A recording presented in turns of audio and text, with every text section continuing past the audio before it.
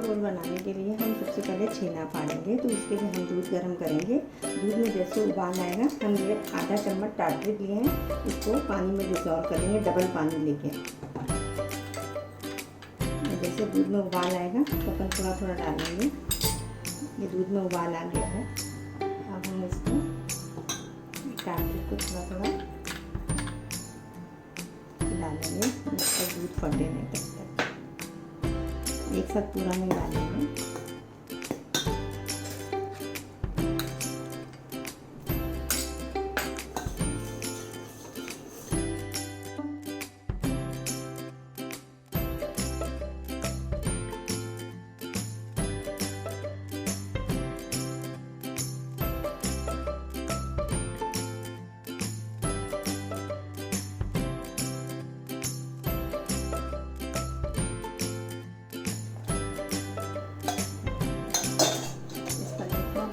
से थोड़ा धो लेंगे, क्योंकि अपन जितना टाइटली डाला है उसकी खटास निकल जाए।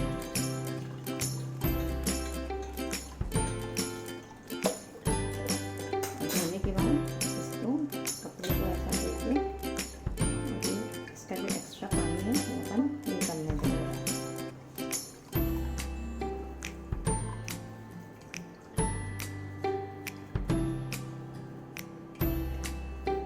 फिर 10 मिनट ऐसे ही रखेंगे इस कपड़े में। जो हमने कपड़े में पन्नी बांधा था 10 मिनट के लिए, वो हम निकाल लेंगे। यही के लिए हमारा पनीर है।